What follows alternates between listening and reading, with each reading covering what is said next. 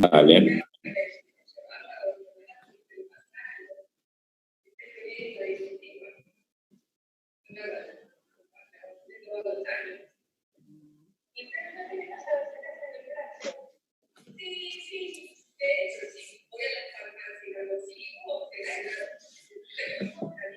Ponemos en modo presentación. A ver, un segundito. ¿Me permites un minuto? Dale.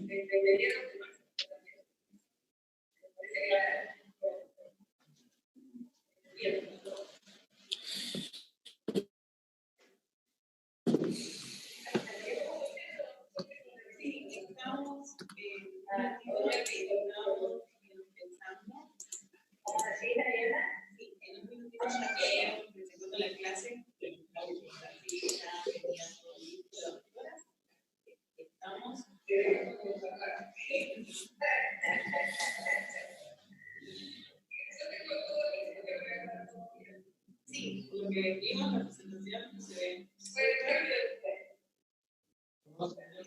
Yo ahora la presento a la doctora Marina y la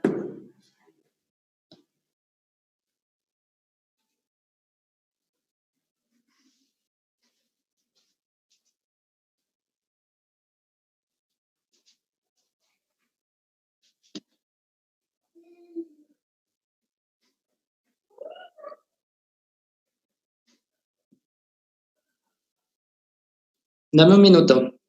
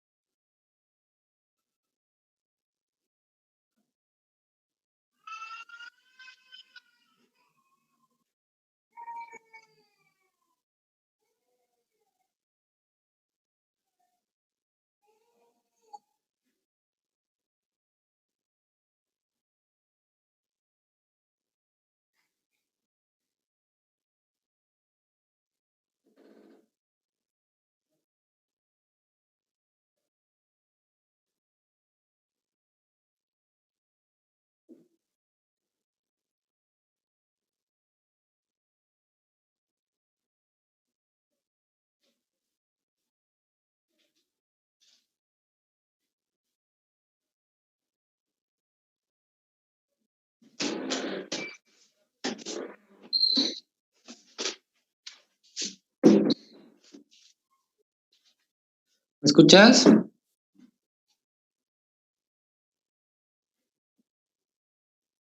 ¿Aló, aló?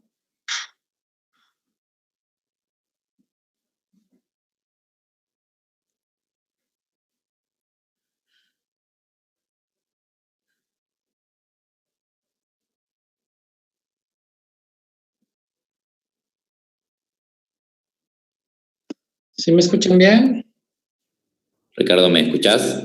Sí. ¿Listo?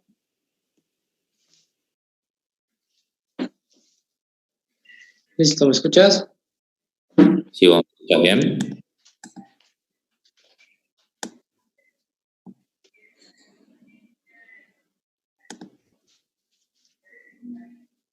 Ricardo, ¿me escuchás? Sí. Perfecto, bien. Vamos a grabar y te presento.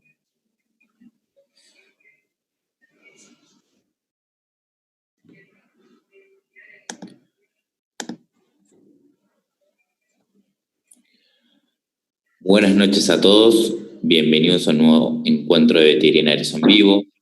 Les recuerdo a todos los alumnos que cuando requieran utilizar el chat, por favor, ante el envío, marquen la opción enviar a todos los panelistas y participantes. De esta forma, todos podrán ver sus preguntas o respuestas. Hoy tenemos con nosotros al doctor Ricardo Bugarín y nos acompaña, como todos los jueves, el doctor Walter Nacelo, a quien le doy la palabra. Muchísimas gracias. Hola, muy buenas noches a todos. Muy buenas noches, Ricardo. Buenas noches, Walter. Un abrazo. Muchas gracias por sumarte de nuevo a este proyecto, el proyecto de la Peña de los jueves. Y bueno, agradecer a todos los colegas que se suman a este rinconcito que es bien nuestro. Y bueno, vuelvo a agradecerte a vos, Ricardo, por sumarte. Ricardo, dentro del portal, es el director del posgrado de neurología, que está pronto a comenzar. Así que bueno, no les robo más tiempo y adelante, Ricardo, con tu presentación. Hola, ¿qué tal? Buenas noches. Muchas gracias a todos. Gracias, Walter. Gracias al moderador de Veterinarios en Web y a todo el equipo que nos apoya para poder realizar estas conferencias en línea, que yo creo que ahora ante la situación crítica que hay en todo el mundo, pues podemos aprovechar el tiempo capacitándonos y actualizándonos en lo posible y también compartiendo información que puede ser importante. Por lo tanto, lo primero que quiero desearles es que todos se encuentren bien, que se cuiden mucho, que la situación pues es complicada ahorita para todos. Y bueno, con respecto al tema de hoy, escogí este tema porque me parece sumamente importante, ya que a los clínicos o a nosotros en la clínica diaria, el tema de las crisis epilépticas es de repente un poco complicado y un poco confuso, porque vamos a ver que hay algunos fenómenos neurológicos y no neurológicos que pueden ser muy similares a las crisis que sufren nuestros pacientes. Y yo estoy seguro que al terminar esta plática, para muchos médicos va a cambiar la perspectiva de este tipo de episodios. Creo que podemos ampliarles el panorama bastante con información actual y que creo que es muy relevante a la hora que tomamos decisiones en los tratamientos en estos cuadros neurológicos. Y bueno, estoy seguro que también al terminar esta plática van a estar muy animados de recibir este tipo de casos porque seguramente tendrán un poco de más herramientas. Espero que se logre este objetivo al final. Bueno, como ya me presentaron, soy el doctor Bugarín. Yo estoy en Guadalajara, en México. Y bueno, es para mí un honor estar con ustedes. Les quiero comentar que todas las dudas que puedan presentarse las voy a responder al final para que tengamos el tiempo suficiente de atender toda la presentación, porque tenemos un poco el tiempo limitado. Entonces, no se preocupen, trataré de contestar la mayoría o todas sus preguntas en lo posible, ¿sí? Dependiendo del tiempo que nos quede, pero bueno, también les dejaré ahí unos datos de contacto por si tienen alguna cuestión. ¿Sí? ¿Se escucha bien, verdad, moderador? Ya para empezar. Sí, se escucha bien. Okay. ¿El chat lo tenés abierto? No, a ver un segundo. Vamos a las opciones de arriba, más y chatear. Ok. No estoy activando cámara, perdón, porque son varios videos y por la experiencia que he tenido en estos encuentros, cuando pongo los videos se hacen muy lento. Entonces, no sé si haya problema con manejarlo de esta forma. Dale, no hay problema. Muy bien, entonces empezamos.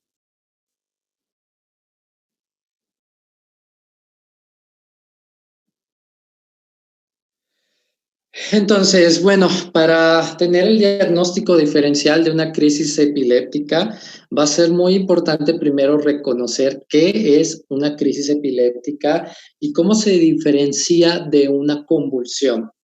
Este tipo de terminología en los últimos años ha ido variando un poco las definiciones porque tenemos acceso a mayor información y esa información nos ayuda a poder clasificar de mejor manera este tipo de fenómenos neurológicos. Entonces, bueno, esta terminología va variando un poco, pero quiero que sepan, al menos actualmente, que una convulsión, con convulsión nos referimos a un episodio de contracción muscular que es anormal, que es bilateral y que puede ser corto o sostenido, ¿sí? Eso es una convulsión, solamente un paciente que tiene esos episodios musculares de contracción muscular, bilaterales y que pueden ser cortos o sostenidos. Por lo tanto, una convulsión no es sinónimo de crisis epiléptica y, bueno, puede tener diferentes causas. Crisis epiléptica nos referimos a la manifestación clínica de una descarga electroquímica normal de un grupo de neuronas o de la totalidad de ellas, ¿sí? Y esto va a manifestarse con signos en el paciente en una parte del cuerpo o en todo el cuerpo, dependiendo dónde suceda esa crisis epiléptica, en qué parte del cerebro.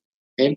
Entonces, para darme a entender, una convulsión, por ejemplo, puede venir como una reacción de un factor externo al cerebro, siendo el cerebro normal. Es un tipo de reacción que tiene el cerebro, por ejemplo, como lo que ocurre en una intoxicación, ¿no? Es un cerebro normal, pero que reacciona ante un fenómeno que viene externo. Pero la crisis epiléptica como tal es algo que se produce intracraneano. Estamos hablando de un factor intracraneano en el cual las neuronas generan una descarga electroquímica anormal, ¿sí? Que puede ser de un grupo de neuronas o puede ser de la totalidad de ellas. La epilepsia es una enfermedad crónica cerebral que genera crisis epilépticas recurrentes. O sea, cuando el paciente tiene crisis epilépticas de forma recurrente, a eso le llamamos epilepsia. Y hay varias clasificaciones y varias causas, pero el simple hecho de que sea recurrente le llamamos epilepsia. Debemos de saber que el cerebro siempre, en general, todo el sistema nervioso, pero todo el sistema del cerebro, siempre está en una balanza, en armonía, y tiene neurotransmisores que se encargan de generar impulsos nerviosos y otros de tratar de inhibir que no sean tantos impulsos nerviosos.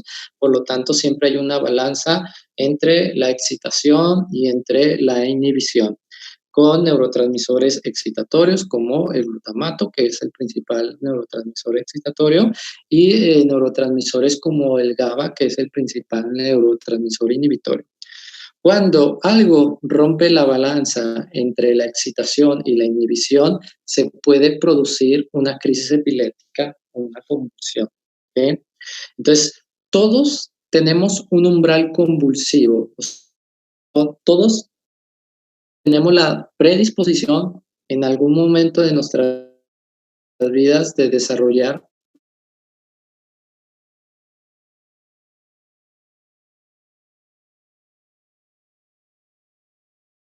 una situación estresante muy importante o alguna enfermedad que pueda detonar una situación así, podemos tener una convulsión.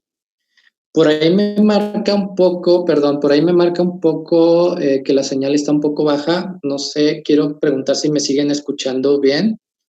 ¿Ya se escucha bien?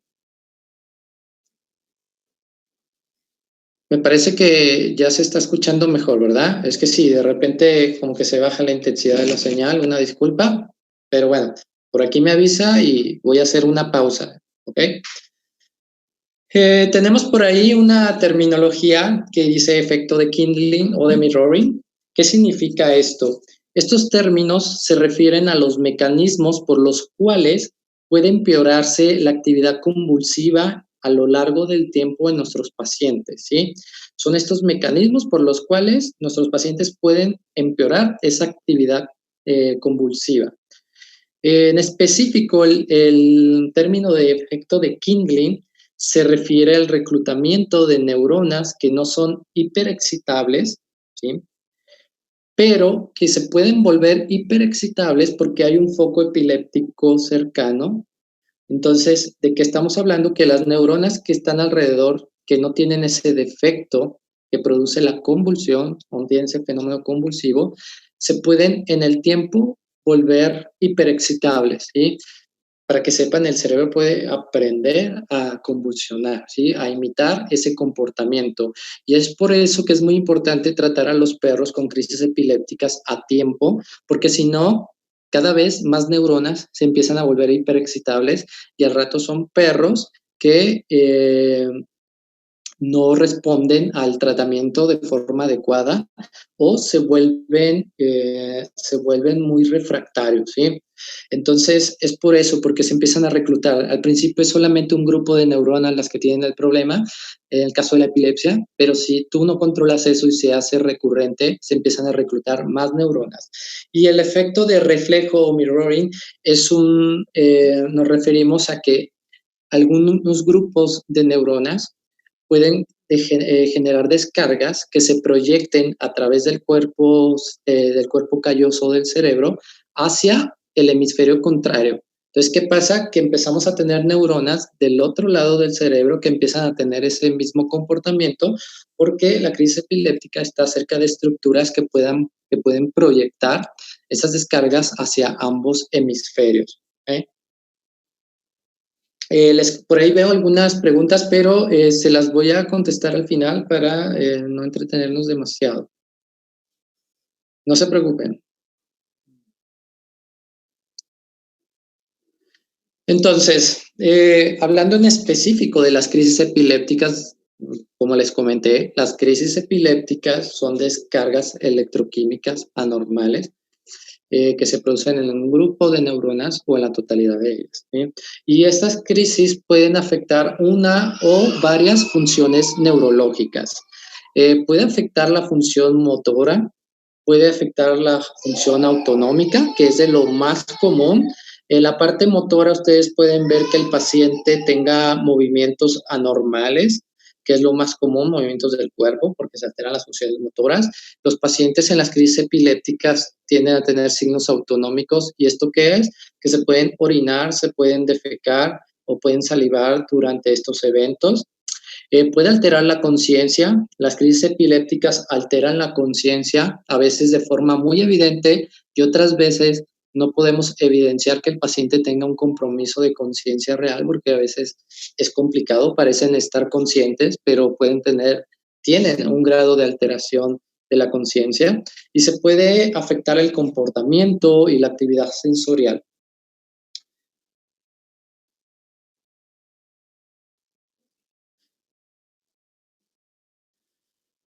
Entonces, que esto nos puede ayudar bastante para diferenciar de otras crisis que no son precisamente crisis epilépticas, porque las crisis epilépticas tienden a tener estas 4 fases importantes.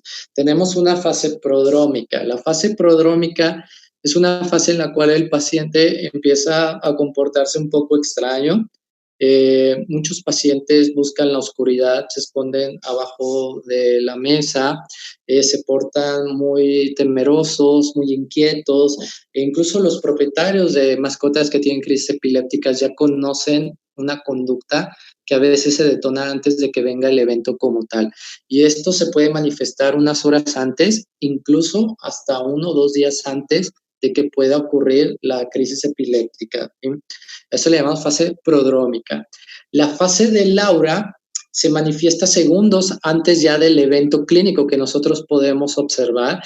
Y si el paciente estaba inquieto, se pone 10 veces más inquieto, más ansioso y luego cae con la actividad convulsiva o la actividad epiléptica. La fase del aura se considera el inicio de la actividad convulsiva, porque aunque nosotros todavía no vemos al paciente clínicamente con los signos, ya en su cerebro en esta fase está generando descargas electroquímicas anormales. Ya tiene una actividad convulsiva en la fase del aura. Y la fase del ictus es la fase activa de la crisis, en la cual ya podemos ver a un paciente que tenga, por ejemplo, una crisis tónico-clónica. Normalmente estas fases duran segundos o duran 1 a 3 minutos. Y luego viene una fase de recuperación donde el paciente queda cansado, desorientado. Dependiendo en dónde se genere esa crisis epiléptica, puede tener diferente conducta, puede no ver bien, puede no escuchar bien, puede portarse un poco agresivo después de la crisis, si esta crisis fue cerca del sistema límbico que tiene que ver con la conducta del animal. Entonces, dependiendo en dónde se genere, principalmente, ellos pueden tener una recuperación distinta, pero en general son pacientes que quedan desorientados y duran minutos, 5 a 15 minutos en recuperarse. Hay pacientes que se recuperan casi instantáneamente y hay otros que pueden tardar hasta 3 o 4 días en recuperarse. Depende mucho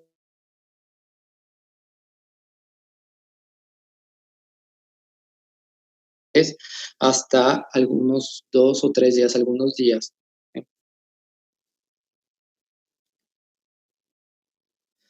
Entonces, ese es el comportamiento previo, el comportamiento de aura, que viene segundos antes de la actividad convulsiva, donde normalmente el propietario ya reconoce una conducta extraña en el paciente. Vemos que ya no está bien alerto, ya empieza incluso a tambalearse. Ahí está por iniciar la fase de ictus. Ya hay una disminución de la conciencia, ya el paciente no puede no responder. Y luego vamos a ver que cae y va a empezar con la fase activa de la crisis epiléptica. ¿Okay? Si se fijan, los pacientes con crisis epilépticas en general tienden a abrir la boca de esa forma, ¿sí? De forma muy dramática. Vamos a ver que tienen una fase tónica inicial y luego una fase clónica, pero dependiendo del tipo de crisis epiléptica. Pero ustedes quédense con que esta imagen es como lo clásico de una crisis epiléptica o de una convulsión. Después el paciente queda desorientado, queda como cansado, no ve bien, y 5 o 15 minutos y se puede recuperar.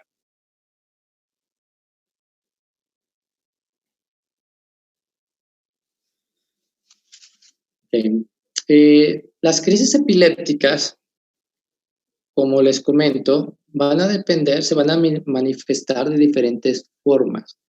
Esas descargas electroquímicas anormales pueden producirse en una estructura específica del cerebro y dependiendo en dónde se produzca, vamos a tener diferentes manifestaciones. ¿Qué quiere decir? Que los perros epilépticos pueden tener diferentes tipos de crisis. Lo más común es la crisis tónico-clónica, pero deben de conocer la clasificación en general de las crisis epilépticas. Tenemos las crisis generalizadas, donde esta descarga electroquímica anormal se da en toda la corteza cerebral. Debemos de saber que prácticamente todas las convulsiones tienen un foco parcial inicial y que luego se generaliza. ¿Bien? Lo que pasa es que a veces se generaliza tan rápido que no lo observamos clínicamente y solamente vemos al paciente con una manifestación en todo el cuerpo.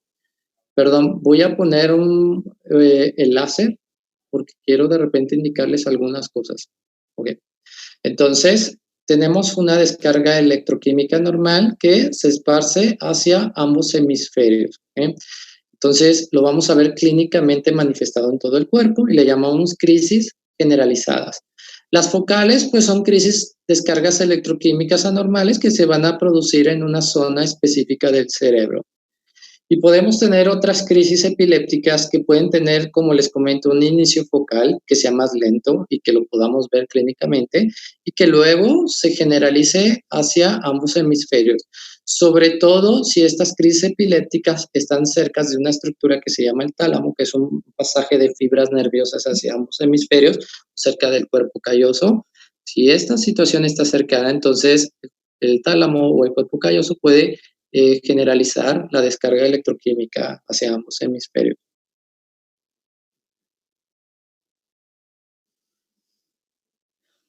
Entonces, de las crisis epilépticas generalizadas, tenemos varios tipos. La más clásica de las crisis epilépticas son las crisis tónico-clónicas.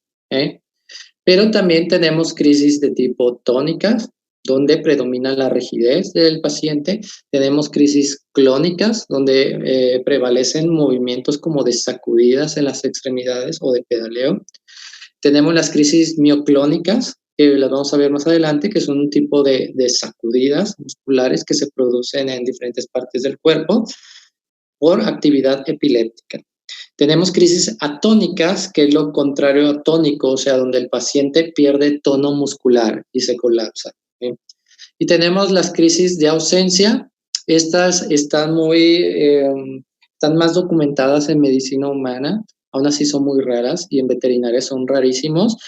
Son pacientes que pierden la conciencia, pero parecen estar despiertos y se quedan como oídos. O sea, ustedes se pueden imaginar una persona que se queda viendo algo y no responde y le hablas, le hace señas y no responde por unos segundos o unos minutos. Se llaman crisis de ausencia. Esas se diagnostican por electroencefalograma principalmente, y en los perros también se pueden llegar a presentar, pero son raras. Entonces, esta es la crisis más común, la crisis tónico-clónica. Deben de saber que la fase inicial de la crisis es la fase tónica, donde va a predominar la rigidez. El paciente va a tender a ser opistótonos, o sea, va a extender la cabeza y cuello hacia arriba. Luego, en una fase más terminal, tenemos la fase clónica, donde predominan estos movimientos de pedaleo. El paciente en las crisis epilépticas va a tener se puede orinar, se puede defecar durante estos eventos. Perdón, voy a intentar regresarle. Entonces, la fase inicial, fase tónica, si se fijan, las crisis epilépticas tienden a abrir la boca, es como muy característico, pueden hacer movimientos de masticación, de abrir y cerrar, se orinan, se defecan, es una situación muy dramática y altera la conciencia. Si la crisis no es tan fuerte, puede que no sea tan evidente la pérdida de la conciencia, pero van a predominar los signos autonómicos. Y estos pacientes, después de que pase este evento, van a tener un episodio posictal donde se van a ver desorientados, como que no saben qué ocurrió. En los gatos, las crisis tónico-clónicas pueden ser un poco más impresionantes, pueden ser un poco más llamativas o más dramáticas.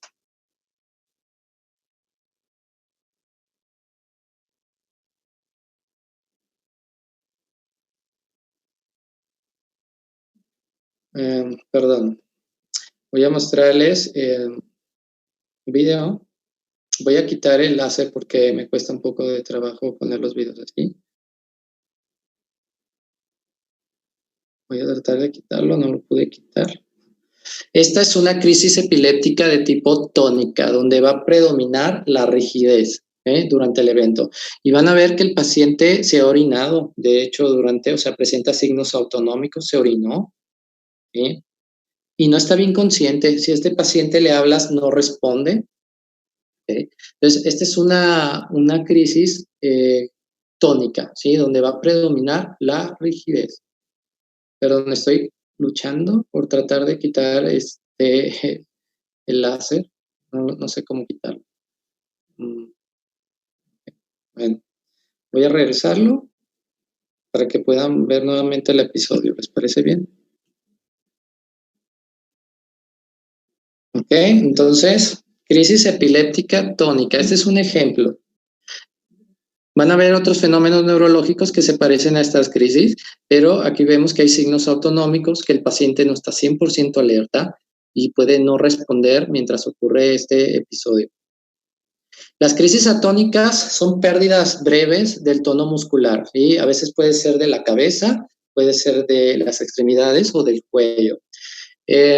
Este tipo de crisis, el diagnóstico diferencial principal que tendrían son episodios de síncope o bloqueos cardiológicos, bloqueos cardíacos, y también episodios de cataplegia pueden generar situaciones similares. En este caso, ese paciente es un paciente que cardiológicamente era normal durante esos eventos y que respondió a antipilépticos, principalmente al levetiracetam. Y tenía este tipo de crisis con pérdida del tono muscular y les llamamos crisis epilépticas atónicas. Este tipo de fenómenos se diagnostican por electroencefalograma si ustedes quieren asegurarse. Cuando no tienen electroencefalograma, lo que les puede ayudar a la mayoría de los clínicos es la respuesta a los tratamientos. Hacen evaluación cardiológica, no se encuentra nada durante esos eventos o posterior a los eventos, ver si encuentran algún tipo de bloqueo cardíaco. Si todo normal, entonces puede considerarse administrar algún antipiléptico para ver si tenemos una mejoría evidente. Si el paciente mejora sus crisis y se hacen mucho menos frecuentes, pues tienen un diagnóstico presuntivo. Las crisis mioclónicas son sacudidas repentinas de la cabeza o puede ser de una parte del cuerpo o generalizadas. ¿Sí? Son pacientes que se encuentran normal y de repente pueden tener esas sacudidas espontáneas. Deben de saber que los mioclonos son de dos orígenes. Tenemos mioclonos que les llamamos epilépticos y mioclonos no epilépticos.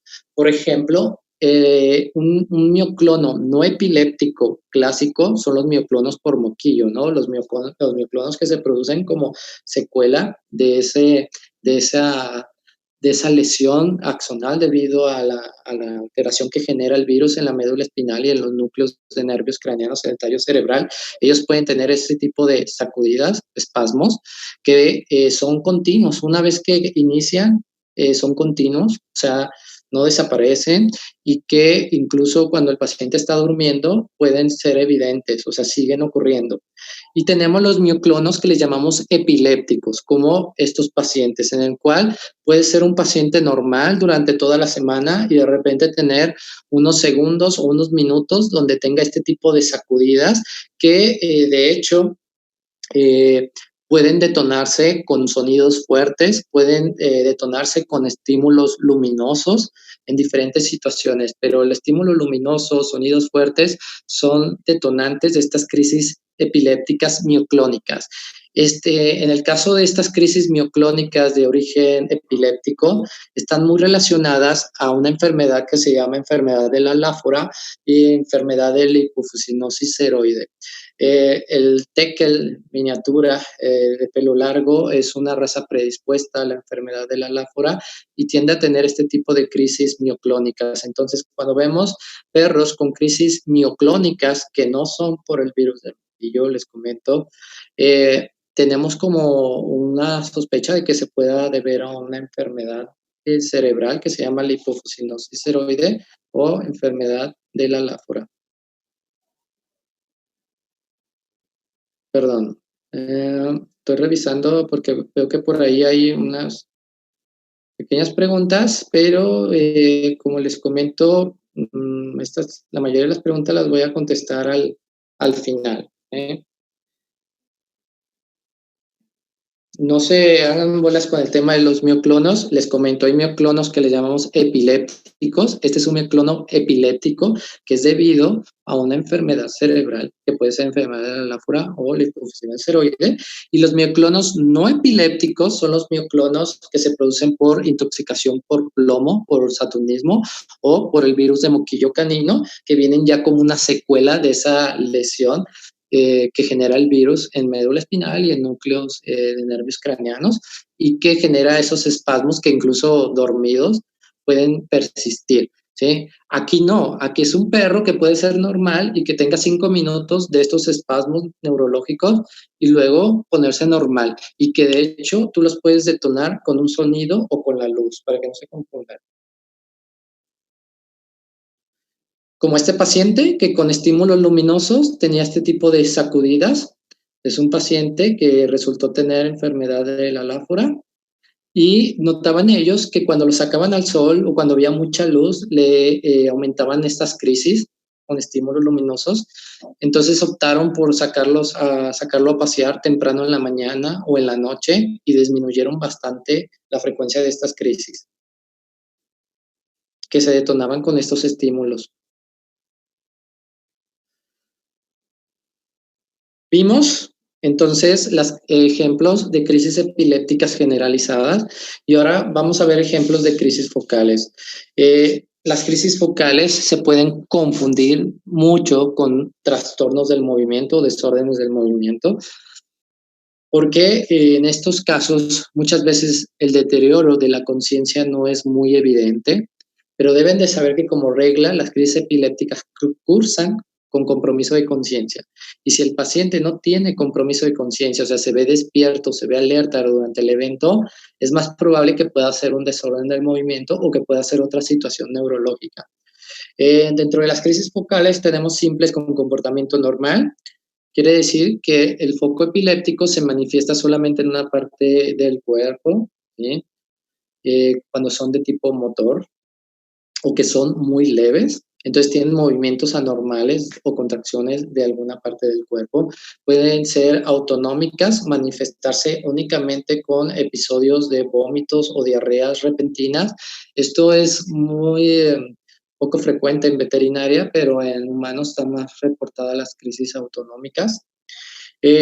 Tenemos simples con comportamiento anormal, que pueden ser sensitivas o visuales. Estos pacientes pueden tener una actitud compulsiva de lamerse, como un lamido acral, por ejemplo, o los lamidos que se producen en algunas alergias alimentarias, pero debido a un foco epiléptico. Esto solamente lo pueden ustedes diagnosticar también por electroencefalograma, pero en pacientes que no respondan a tratamientos para trastornos conductuales, tratamientos de alergia, pueden considerar que quizá pueda ser una crisis epiléptica simple con comportamiento anormal de tipo sensitivo o sensorial. Hay unas complejas en las cuales el paciente puede tener una crisis que se manifieste con agresividad. Sus pupilas se dilatan, se les eriza el pelo y se portan agresivos contra quien esté, contra la persona, contra la mascota, contra quien esté ahí, y se ven desorientados. Al terminar el episodio parece como si no saben qué sucedió, entonces van a ver que hay algo de signos posictales, ¿sí? Eso les puede dar una sospecha que quizá pueda deberse a eso. Pero quédense con lo más clásico de una crisis parcial o una crisis focal, ¿sí? En este caso, vemos un paciente que principalmente el foco epiléptico está afectando su cabeza, ¿sí? Y sobre todo está generando pues, movimientos masticatorios, pero vemos que hay salivación y está un poco desorientado, queda un poco incoordinado, ¿sí? El paciente, si tú le hablas en este momento, no responde, no te mira, ¿sí? Saliva. Estas crisis normalmente se producen cuando se afecta la corteza temporal, este tipo de crisis masticatoria. De hecho, las crisis por moquillo canino tienden a ser de origen temporal y generar movimientos masticatorios, sobre todo en perros adultos. En perros jóvenes tienden a ser más bien crisis tónico-clónicas generalizadas. Una crisis que tiene un inicio focal puede después generalizarse por la razón que ya les había comentado. Entonces puede iniciar en la cabeza, pero al paciente le habla si no te hace caso y luego puede generalizarse, sobre todo si esta crisis epiléptica está cerca del tálamo o del cuerpo calloso.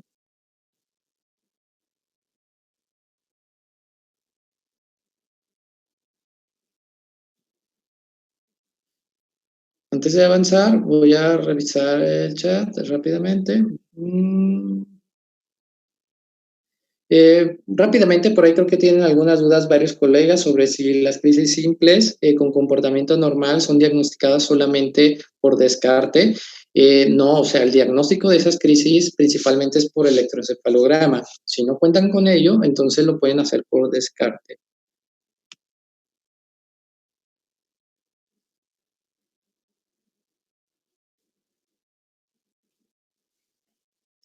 También preguntan de la tomografía. En general, la tomografía no la utilizamos para evaluar las crisis epilépticas.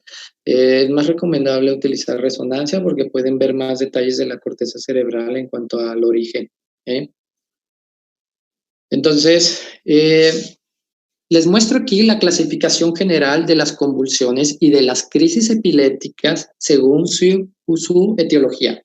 Las crisis epilépticas nos referimos a que es una situación de origen intracraniano, o sea, se producen cuando algo afecta directamente la cabeza. Y de causas intracranianas tenemos la epilepsia idiopática, que es esa epilepsia genética, esa epilepsia en la cual hay predisposición en ciertas razas y que se suele presentar de edad joven, entre el año y los 3 años de edad, Las razas puras son más susceptibles que las razas mestizas, pero se puede presentar en cualquier perro, pero hay una mucho mayor recurrencia en ciertas razas puras. En México observamos mucho en el Border Collie, en el Husky, en el San Bernardo, en el Pastor Alemán. Son razas que tienden a tener este tipo de epilepsia idiopática y normalmente se detona entre el año y los 3 años de edad, pero se puede detonar desde los 6 meses de edad hasta los 6 años de edad. Después de los 6 o 7 años de edad, es muy poco probable que se trate de un fenómeno de epilepsia idiopática o una epilepsia de tipo genética. Normalmente es secundario a otro trastorno. La epilepsia secundaria, entonces, nos referimos a que es secundario a algo que está afectando el cerebro, que puede ser una hidrocefalia, puede ser un tumor cerebral, puede ser una encefalitis, una inflamación del cerebro y que está generando crisis epilépticas recurrentes. Entonces, como les comento, la epilepsia idiopática va a ser principalmente en perros jóvenes, van a tener una edad de inicio en perros jóvenes, y la epilepsia secundaria la vamos a tener la principal sospecha en pacientes mayores a 6 años o pacientes menores de 6 meses. Cuando tienen pacientes con crisis epilépticas, cachorros menores de 6 meses, es más probable que sea secundario y que sea secundario a una malformación congénita como un quiste, un divertícula aracnoidea, una hidrocefalia, una lisencefalia, etcétera, o que se deba a un proceso infeccioso viral, por ejemplo, a la crisis por moquillo canino. Infeccioso congénito en menores de 6 años, metabólico, inflamatorio y neoplásico en pacientes mayores a 6 años de edad.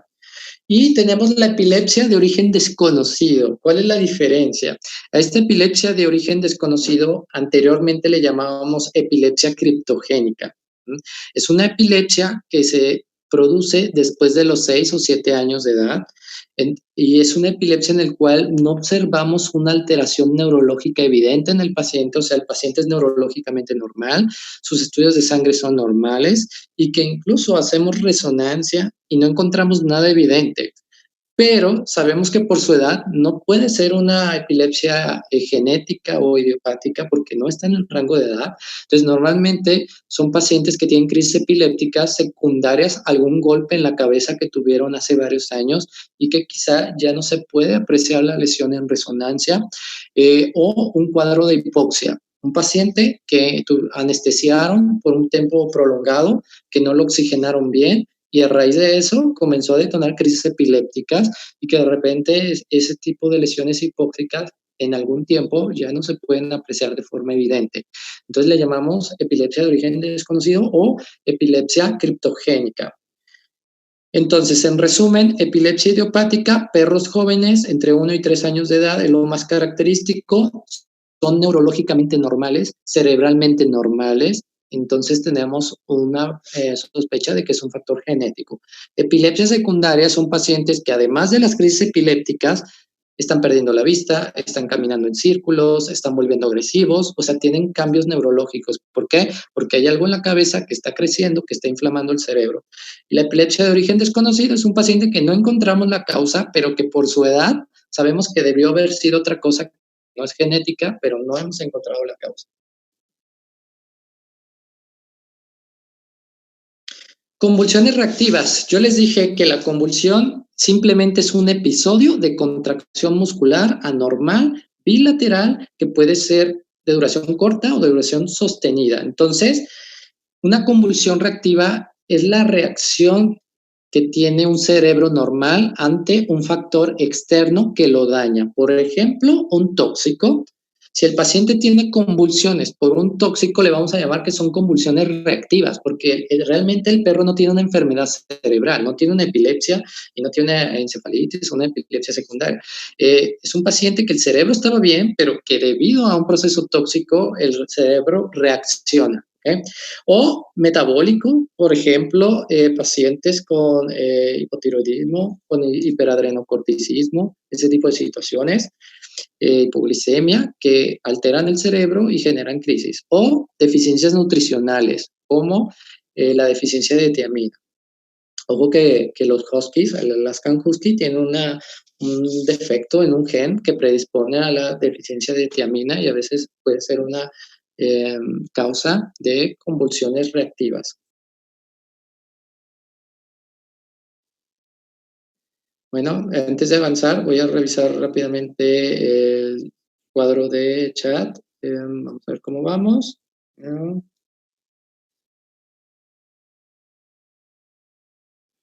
Preguntan sobre las metástasis de los tumores. Siempre en un perro geriátrico, deben de saber, para empezar, que un perro que tiene crisis epilépticas a partir de los 9 o 10 años de edad, tiene un 70% de probabilidades de tener un tumor cerebral. O sea, hay un 70% de posibilidades que sean crisis epilépticas secundarias a un tumor cerebral. Y cuando tenemos esa sospecha, tenemos que hacer estudios completos, porque tenemos que revisar primeramente que no haya metástasis. Y lo más común, por ejemplo, de tumores mamarios es que hagan metástasis hacia los pulmones y hacia el cerebro. También algunos tumores de la piel. Entonces, siempre se recomienda que hagan estudios completos para revisar que no hay un cuadro paraneoplásico. Tenemos tumores cerebrales primarios y secundarios, y más o menos la incidencia es un 50% en cada uno. Entonces, es importante eso, ¿ok? Esta charla como tal no está enfocada en la epilepsia o en las crisis epilépticas, sino está enfocada en los desórdenes neurológicos que pueden confundirse con crisis epilépticas, pero yo les quise dar una introducción, una información general para que reconozcan una crisis epiléptica. Entonces, crisis epiléptica va a generar comportamientos anormales antes del evento, o sea, puede tener una fase de Laura, una fase prodrómica.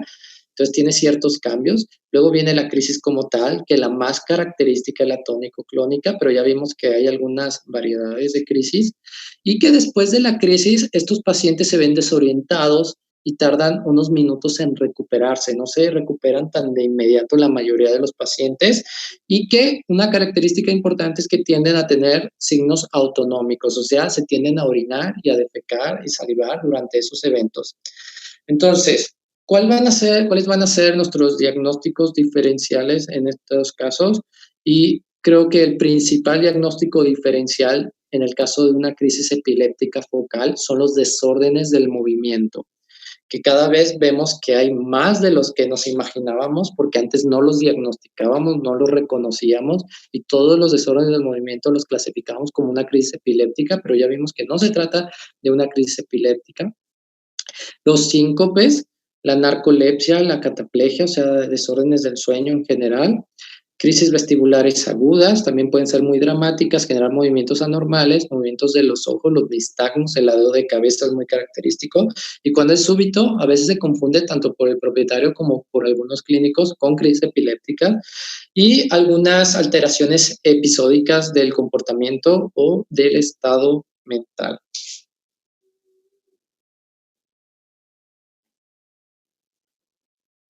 Perdón si de repente escuchan llorar a mis hijos, pero estamos en cuarentena, pues aquí estamos con mi esposa y mis hijos y pues ya saben que es difícil estar tranquilos en la casa sin hacer ruido. Entonces, pero bueno, trato de ser lo más claro posible, espero que se esté escuchando bien.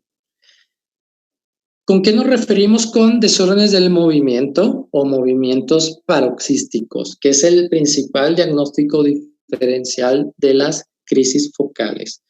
Los movimientos paroxísticos son un grupo de movimientos involuntarios que están caracterizados por tener una disfunción neurológica que es repentina, pero que se recupera, ¿sí? Que puede ser de repente y así como vino de repente también recuperarse casi instantáneamente. Y tenemos varios tipos de desórdenes del movimiento. Tenemos las discinesias o disquinesias paroxísticas, tenemos los mioclonos, los temblores, la narcolepsia, tenemos las fasciculaciones, mioquimia, neuromiotonía, calambres, tétanos y tetania. Fasciculaciones, mioquimia, neuromiotonía, calambres, tétanos y tetania están clasificadas en un subgrupo de desórdenes del movimiento que se llaman desórdenes en la hiperexcitabilidad nerviosa periférica. ¿Okay? Como estamos hablando de las crisis epilépticas, voy a hablar de los desórdenes del movimiento que se confunden más con crisis epilépticas y el principal son las disquinesias paroxísticas, mioclonos, Yo les comentaba que hay mioclonos que son de origen epiléptico y no epiléptico. Tenemos los temblores. Un temblor que se puede confundir con crisis epiléptica es el temblor idiopático de cabeza o tremor idiopático de cabeza. Los desórdenes del sueño como la narcolepsia, ¿sí? Estos son los 4 que vamos a enfocarnos en esta charla porque son los que se pueden asemejar un poco más. Entonces, les comentaba que el principal desorden del movimiento que se puede confundir con una crisis epiléptica es la discinesia paroxística o disquinesia paroxística. Dentro de este tipo de alteración del movimiento tenemos varias presentaciones, pero ¿qué es una discinesia paroxística? Esto es una serie de movimientos episódicos que son hipercinéticos y que alteran la postura y la marcha del perro, ¿sí? Deben de saber entonces que este perro que tiene una serie de movimientos anormales que son episódicos y que pueden durar unos segundos o pueden durar varios minutos, incluso hasta horas, son indoloros. Eso es importante para el cliente saber que esto no duele, no generan signos autonómicos, o sea, este paciente cuando tiene este fenómeno de movimientos anormales o contracciones musculares, no tiene dolor y no se orina, no se defeca, no tiene ese tipo de signos autonómicos, no alteran la conciencia, el paciente va a estar aparentemente despierto, lo van a ver así como que incluso te puede seguir o puede voltear cuando el propietario le está llamando mientras tiene su crisis. Sabemos que una crisis epiléptica genera compromiso de conciencia, pero una disquinesia paroxística o discinesia paroxística no genera compromiso de conciencia y otra característica es que no presentan signos posictales. ¿Qué es esto? Que cuando termina la crisis el paciente prácticamente de inmediato se recupera, no se ve desorientado, no se ve torpe, o sea, ve perfectamente, se recupera muy rápido. Y dentro de este desorden del movimiento, este fenómeno que genera movimientos anormales de una extremidad o de todas las extremidades o contracciones musculares, el paciente puede manifestar varios síntomas. Lo más clásico que manifieste un paciente en esta condición son los episodios de distonía. Distonía son contracciones musculares involuntarias que van a generar movimientos en el paciente repetitivos o como de torsión, ¿sí? El paciente contrae sus músculos y a la vez tiene movimientos que no puede controlar, son involuntarios.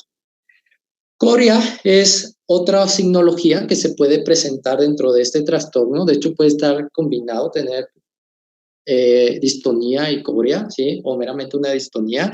Y coria es un movimiento exagerado, caracterizado por ser continuo, irregular, rítmico y que puede ocurrir con diferente frecuencia.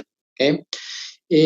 Coria es una forma general de decir que tiene movimientos rápidos, ¿sí? Y continuos.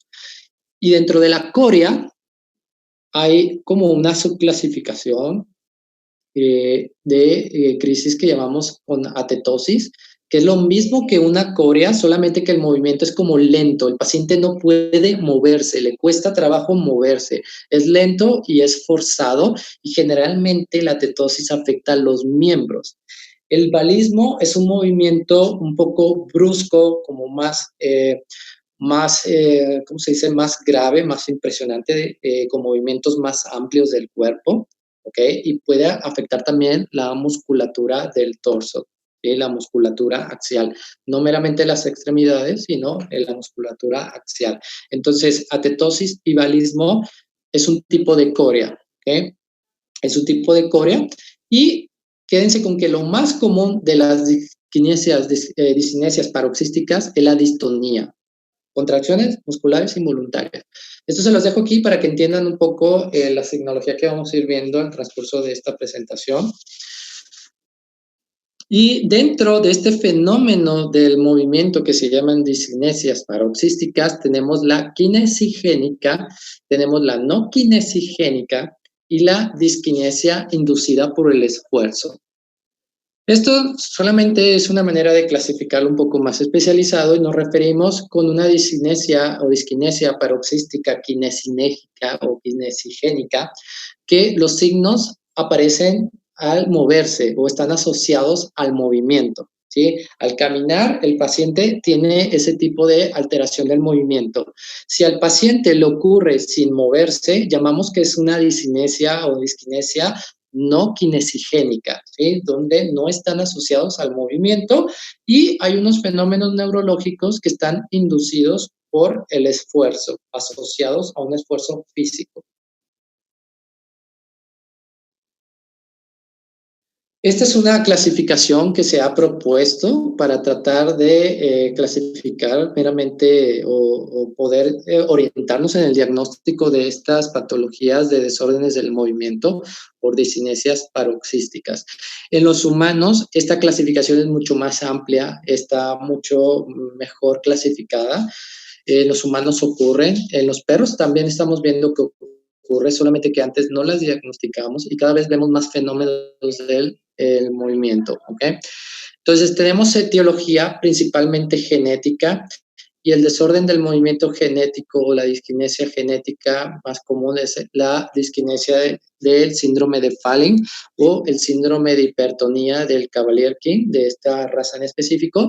Tenemos etiologías de disquinesias paroxísticas que son de origen dietético. Tenemos un síndrome que se produce por sensibilidad al gluten en los Border Terrier, ¿sí? El cual el gluten genera este tipo de desorden del movimiento. Puede ser de etiología secundaria.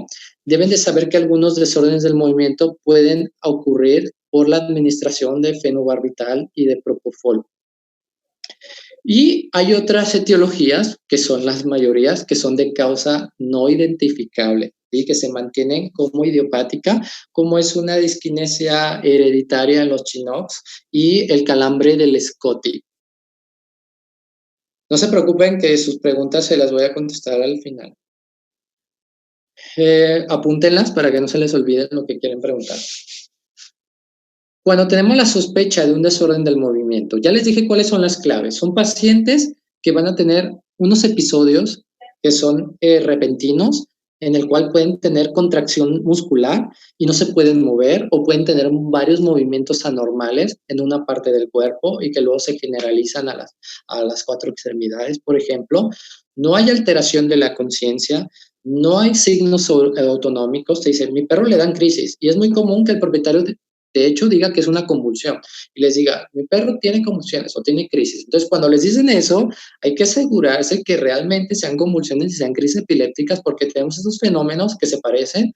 Y les dice el propietario, pero mi perro no pierde la conciencia, no se orina, no se defeca. Entonces vamos a sospechar principalmente en una discinesia paroxística.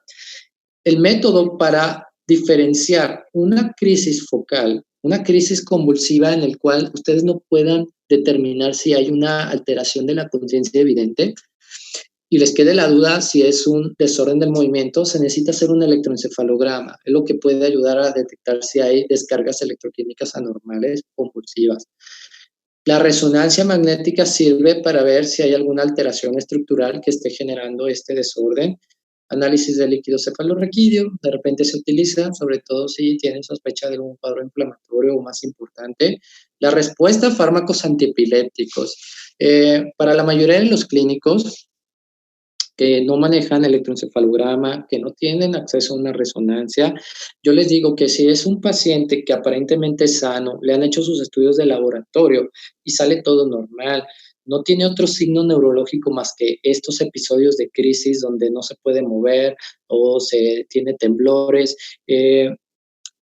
no es necesario a veces de entrada forzosamente llegar a una resonancia o un electroencefalograma. Les puede ayudar la respuesta a fármacos. Las disquinesias paroxísticas en general no responden a los antiepilépticos. Entonces, si es un paciente que le han dado antiepilépticos y no responde, tengan la sospecha de que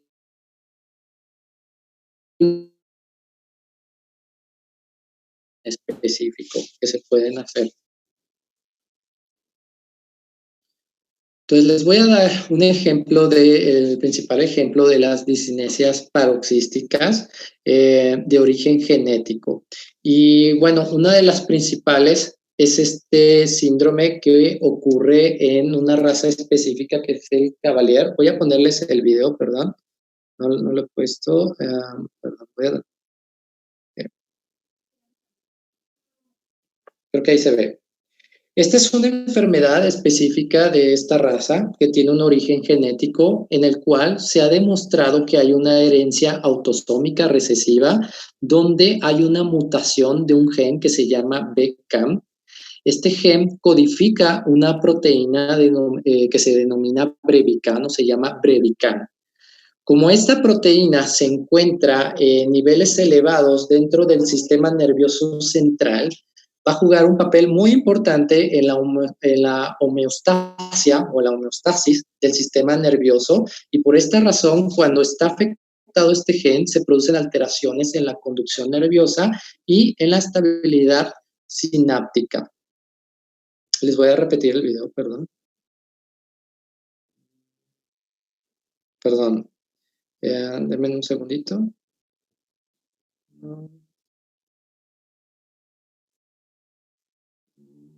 Perdón, un segundo, estoy tratando de poner el video nuevamente. Ok. Los signos clínicos inician por lo general en estos pacientes desde las 14 semanas de edad y se pueden presentar hasta los 4 meses de edad. ¿Sí? O sea, tienen un inicio joven. Y estos perros van a comenzar con eventos de una hipertonicidad muscular, o sea, se van a poner rígidos, que progresa a las extremidades torácicas y a las extremidades pélvicas. Estos episodios van a estar inducidos principalmente por el estrés y por la excitación y también se pueden caracterizar porque el animal agacha la cabeza, arquea la columna junto con la rigidez y esto puede provocar caídas en el paciente. A veces pueden ser tan severos como este caso. Este es un caso que pueden tener ustedes un diagnóstico diferencial de algo que se llama miotonía, pero bueno, son pacientes que pueden tener una rigidez de las 4 extremidades y ser tan severa que él se puede caer. Entonces tenemos que esta enfermedad es una enfermedad genética específica en esta raza. Los episodios pueden durar pocos segundos o pueden durar varios minutos, pero pueden ser interrumpidos cuando el animal interactúa con el propietario.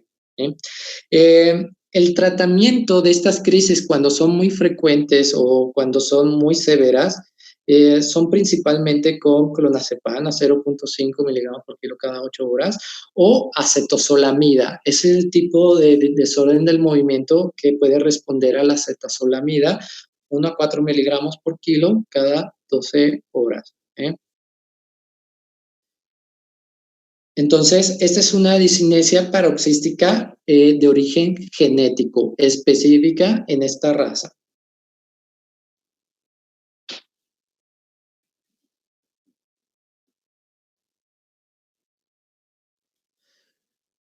La principal discinesia paroxística debido a alteraciones dietéticas se produce en el Border Terrier. Esta es un desorden que se presenta en esta raza y que actualmente la llamamos de mejor manera como una discinesia paroxística sensible al gluten. Ya le llamamos así. En cuanto a la etiología de esta alteración, hace unos años era desconocida, aunque muchos propietarios y también creadores reportaban que en estos perros, cuando se administraba una dieta libre de gluten, los episodios disminuían o desaparecían. ¿Sí? Y recientemente se ha demostrado que esta enfermedad tiene una relación con el aumento de anticuerpos antitrasglutaminasa canina y también un aumento en los anticuerpos anti-gliadina. Esto demuestra que el paciente tiene en esta raza una sensibilidad al gluten. Es por esto que los signos clínicos neurológicos, déjenles pongo el video, no me acuerdo. Un segundito.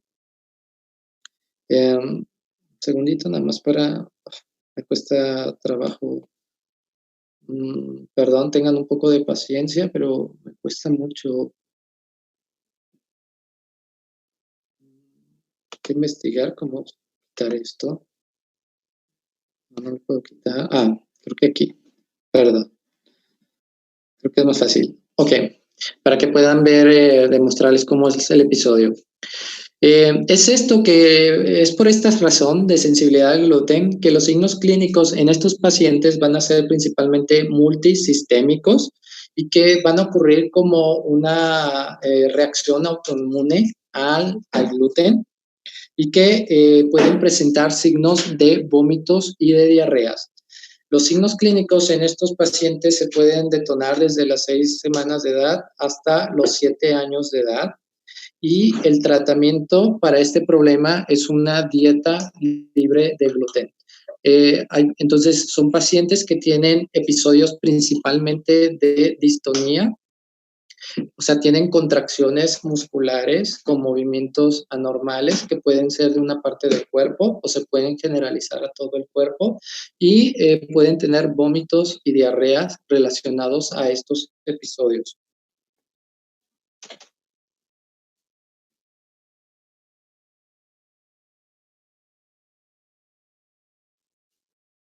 Deben de saber que, de hecho, hay pacientes que tienen este tipo de diskinesias paroxísticas sensibles al gluten. Voy a regresar un poco.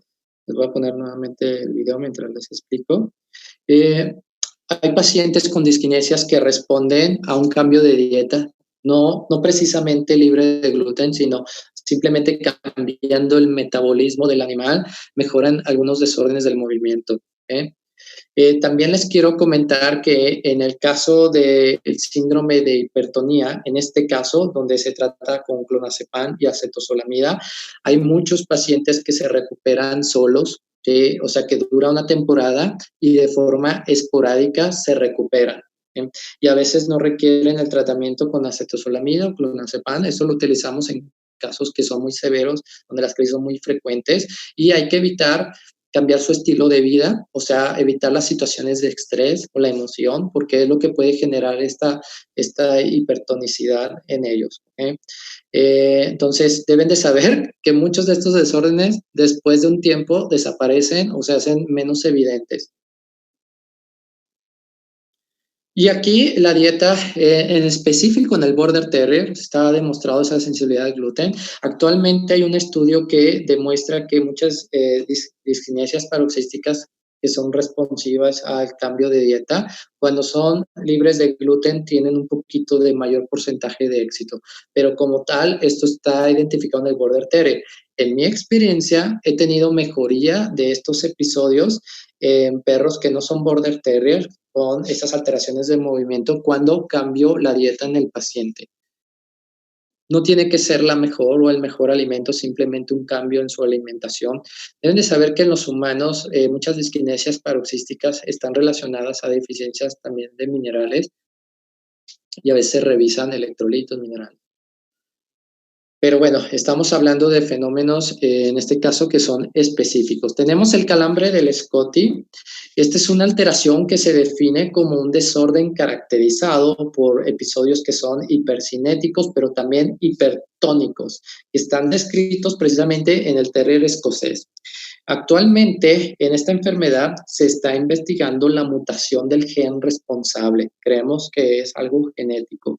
En estos pacientes se ha observado que la administración de fármacos que son antagonistas de serotonina pueden inducir la aparición de los signos clínicos, mientras que cuando utilizamos agonistas de la serotonina, estos pacientes pueden mejorar los episodios. O sea, con un antagonista tú puedes inducir los episodios en estos perros, pero con un agonista de serotonina, los episodios pueden mejorar. Entonces, por esta razón se piensa que esta condición puede deberse a un trastorno en el metabolismo del neurotransmisor serotonina, pero hay estudios recientes que no han encontrado diferencias en los niveles de serotonina en perros sanos y en perros enfermos, por lo cual hasta la fecha no tenemos claro el papel que juega la serotonina en estos pacientes, pero sabemos que responden a fármacos agonistas. Los signos clínicos en estos perros por lo general inician el primer año de edad y pueden estar inducidos también por el estrés, por la excitación y por el ejercicio. Lo clásico en estos perros es que tengan un arqueo de la región lumbar, de la columna vertebral, que va a progresar una marcha como rígida, con una hiperflexión de las extremidades pélvicas y también pueden abducir las extremidades torácicas y van a notar un incremento en el tono muscular extensor que finalmente puede provocar un calambre severo que ocasiona que el paciente se pueda caer. Y la duración de estos eventos de calambre del SCOTY puede variar desde 20 minutos, duran desde 20 minutos y pueden durar horas.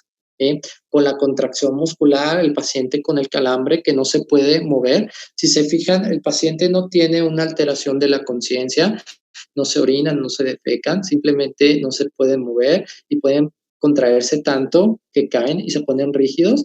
Y vemos aquí fenómenos también de distonía, donde tienen movimientos anormales de una extremidad y de otra extremidad. Entonces, el tratamiento hay que cambiar su estilo de vida también. Si hace demasiada actividad física, se pueden detonar estos eventos. ¿Okay?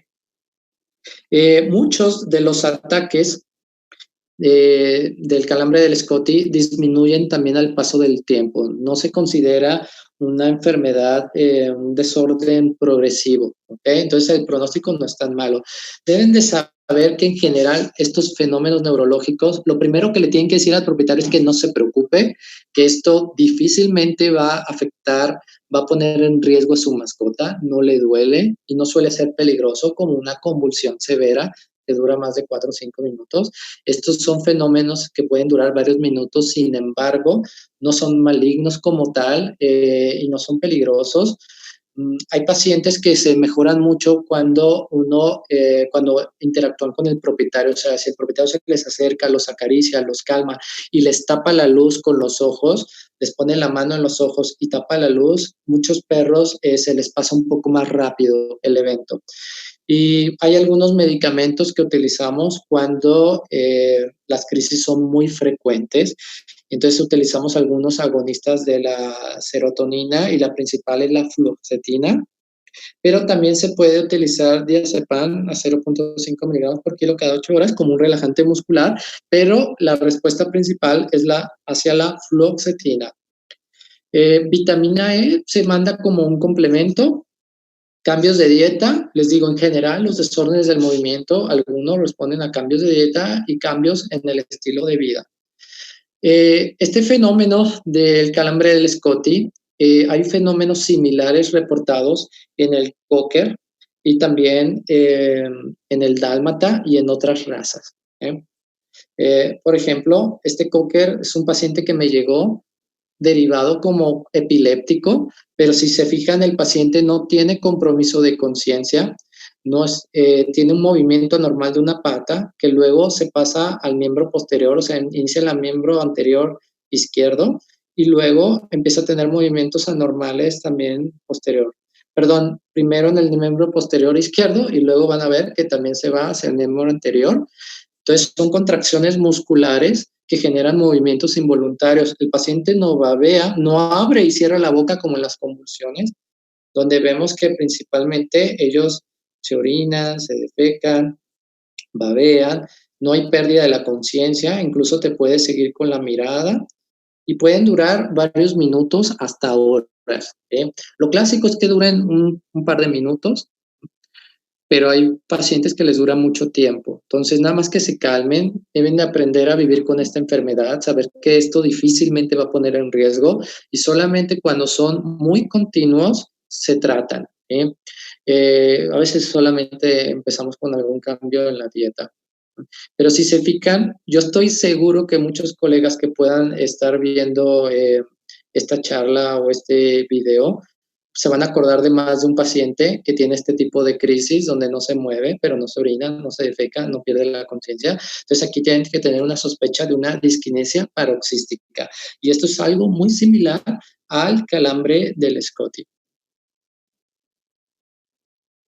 Solamente que en el calambre del SCOTY pensamos que hay una mutación genética. En los labradores estuvieron reportadas que había desde hace muchos años crisis focales, epilépticas focales, donde no perdían la conciencia de forma evidente, pero ahora sabemos que se tratan más de alteraciones del movimiento, de disquinesias paroxísticas, ¿no? Tenemos aquí un perrito golden, estas eran sus crisis, donde no había alteración de la conciencia, no se orina, no se defeca, pero el paciente queda inmóvil y tiene algunos movimientos involuntarios, ¿sí?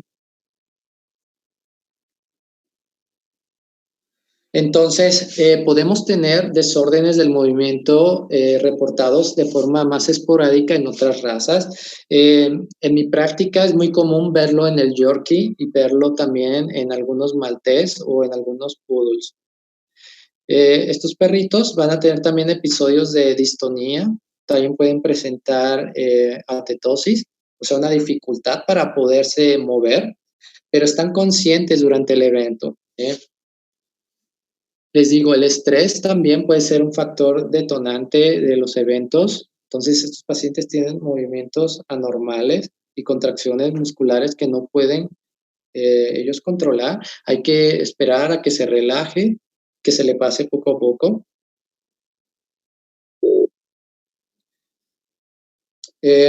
Por ahí vemos este pastor alemán que de repente vemos que se le mueve una pata, se le mueve la de atrás, se le mueve la de atrás. Hay algunos colegas que cuando ven este caso me dicen que más bien tiene una ataxia cerebelar, o sea que es un problema cerebelar, pero no. Recuerden que ataxia es marcha incoordinada de origen cerebelar, pero este paciente no tiene una marcha incoordinada, sino tiene movimientos involuntarios que hacen que se vea descoordinado, pero si se fijan, se mueve una pata, se mueve la otra. Deben de saber que los desórdenes del movimiento pueden generar temblores, entonces el perro puede perder un poco el equilibrio y puede incluso caerse, pero si se fijan, se le levanta una pata, se le levanta la otra, está consciente, incluso si le hablas puede moverse un poco. La diferencia de una ataxia cerebelosa en este caso es que el cerebeloso persiste, esa marcha es todo el tiempo. Aquí estamos hablando de un paciente que es normal y que de repente tiene un episodio de movimientos así que le pueden durar unos minutos o varios segundos y luego ser totalmente normal durante 15 o 20 días o pasar meses bien y de repente tener episodios con movimientos anormales. Por ejemplo, si ven el schnauzer, estamos viendo un paciente schnauzer con una disquinesia paroxística y el paciente está consciente, se intenta mover, pero no lo puede hacer muy bien, pero tiene una hiperflexión de la extremidad, ¿sí? Movimientos involuntarios, incluso sostiene la pelota mientras está con eso, pero no tiene mucha habilidad para poderse mover, ¿sí? Aquí los propietarios me dicen normalmente que le dio la chiripiorca, y yo creo que es un buen ejemplo, ¿no? Lo que le sucede al chavo, haga en cuenta lo que pasaba en el Chavo del 8, que le daba la chiripiorca, así pasa, si se fijan, no tiene alteración de la conciencia, y el chavo ni se orina ni se defeca, entonces creo que puede ser un ejemplo que les puede orientar, ¿no? O que la persona lo puede, yo con el cliente a veces les comento eso, mira, es como si le diera la chiripiorca. No es algo peligroso, hay que tranquilizarlo, no se preocupen, a menos que veamos que son muy continuos, muy frecuentes, podemos utilizar algunos fármacos. En general, los fármacos que se utilizan es la acetozolamida, la fluoxetina y pocas veces responden a antiepilépticos. Hay algunos desórdenes del movimiento que responden a fenobarbital o al levetiracetam, pero la mayoría no. Y evitar las situaciones de estrés. Tenemos una disquinesia paroxística de origen no kinesinérgica que se manifiesta en una raza específica. Creemos que hay un factor genético, pero no se ha identificado, por lo cual se mantiene como una situación idiopática. Voy a regresar un poco para poder poner el video. Déjenme quito el láser nuevamente, ya vi cómo. Entonces, estos pacientes tienen temblores de cabeza y pueden tener flexiones anormales de las extremidades, o sea, se contraen y se quedan inmóviles mientras que se les contraen las extremidades y flexionan también la cabeza y también pueden flexionar las extremidades y temblor de cabeza. Para estos perros de raza Chinook no hay tratamiento. Difícilmente afecta su calidad de vida, a menos que sean demasiado continuos, pero no hemos encontrado ningún tratamiento exitoso para este trastorno en esta raza.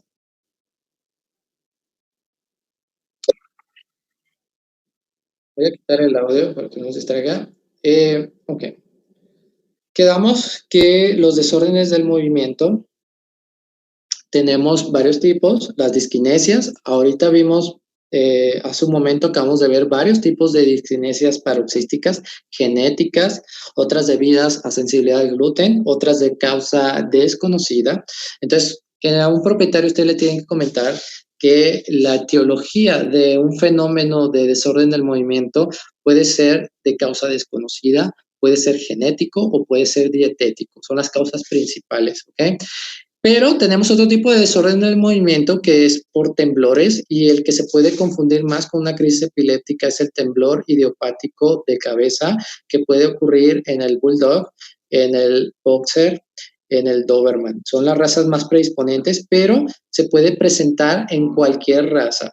Este es un temblor que se produce principalmente cuando está en reposo, cuando está tranquilo, mueven la cabeza en horizontal o vertical, pero ustedes van a ver que cuando al paciente ustedes lo distraen, por ejemplo, pone atención ahí con mi mano, y si quita la atención, el paciente vuelve con el temblor. Si lo vuelvo a distraer, desaparece el temblor. Le quito la mano y vuelve el temblor, ¿sí? Eso ustedes no lo pueden hacer con una convulsión de tipo focal, que puede ser el diagnóstico que los pueda confundir, una crisis convulsiva focal, como la que vieron en el boxer al principio de la charla, donde el paciente no está consciente, salivaba demasiado, queda desorientado. Estos pacientes tienen movimientos de la cabeza, únicamente de la cabeza en horizontal, en vertical. Es un trastorno idiopático, pero se cree que puede ser una alteración del uso muscular de la región cervical o de una alteración de los núcleos basales que controlan los movimientos en el cerebro. Pero bueno, se mantiene como una condición idiopática. En el Doberman suele presentarse en perros menores a 1 año de edad. En el bulldog y en el boxer ocurre alrededor de los 2 o 3 años de edad, y en el labrador puede también aparecer entre el año y los 5 años de edad. Les digo, puede aparecer en cualquier raza, pero el Doberman, bulldog, boxer es como lo más común. Y a estos pacientes, si tú los distraes, puedes ayudar a que este evento no sea tan frecuente. Normalmente no requiere tratamiento. Normalmente se recuperan solitos. Los primeros días pueden tener desde un episodio hasta 20 episodios por día. Y yo les digo al cliente que lo que tiene que hacer es distraerlo, ponerlo a jugar. Si tú lo distraes con comida, lo distraes con juguete, lo pones a jugar, el episodio se atenúa. Y al paso de los días o de algunas semanas se empiezan a volver menos frecuentes y desaparecen. ¿Sí? Algunas veces reinciden, pero no es tan común. Quiero decirles que hemos visto que se relaciona a veces también a temporadas de mucho calor. También se ha visto asociado a procedimientos quirúrgicos o posterior a un procedimiento quirúrgico puede de repente aparecer. También puede estar asociado a la pseudogestación y también a la gestación. O sea, hemos visto que ocurre en pacientes gestantes, no gestantes. No tiene que ver nada con hipocalcemia, no es de hipocalcemia. Simplemente les digo que cuando están embarazadas o están gestantes o tienen pseudogestación, son más predisponentes a tener estos temblores de cabeza, pero no es por ninguna deficiencia de electrolitos. Siempre cuando tenemos estos desórdenes del movimiento hay que checar precisamente que no esté hipocalcémico, que no esté hipocalémico, que no tenga una condición. Pero si es un paciente sano y sobre todo lo pueden detener al distraerlo, eso no va a ocurrir con una hipocalcemia ni con una crisis epiléptica, no la pueden detener, le va a durar lo que le tenga que durar, ¿sí? Pero aquí ustedes lo pueden detener, ¿ok? Entonces, no necesitan corticoides ni complejo B, realmente ni cambio de dieta, o sea, realmente es algo que se quita solito y que si es muy continuo, tengan paciencia, traten de distraerlo para que no sea tan intenso. De repente pueden utilizar algunos sedantes, algún diazepam si ven que le preocupa mucho al cliente, pero por lo general no es necesario. Otro fenómeno que puede confundirse con crisis epiléptica son los desórdenes del sueño o los trastornos del sueño, y el más común, uno de los principales, son la narcolepsia narcolepsia y la cataplegia. En la cataplegia es un signo de narcolepsia. La cataplegia es una situación en la cual pierde tono muscular el paciente, pero está consciente. Si el episodio es muy severo, se puede quedar dormido y entrar a un estado de narcolepsia, donde el paciente literal se duerme. La emoción puede ser un factor detonante, o sea, si se emociona mucho jugando o se emociona al comer, de esos perros que llegan a comer muy excitados, muy emocionados, caen dormidos, ¿sí? O caen en un estado de cataplegia si no es tan severo. Esto se cree que se debe a una deficiencia de la hormona hipocretina y sabemos que puede ser congénito o puede ser por alteración en los receptores de hipocretina, o sea, puede ser adquirido de edad adulta o congénito de edad joven. Entonces, estos perritos, ¡pum!, se despiertan de forma instantánea y no vemos que esté desorientado ni nada de eso, ¿vale? No se orina, no se defecan, o sea, simplemente, literal, se quedan dormidos. Si tú los estimulas o los quieres despertar, lo puedes hacer y el evento se recupera más rápido. Los desórdenes del sueño de fase REM, ¿qué significa esto?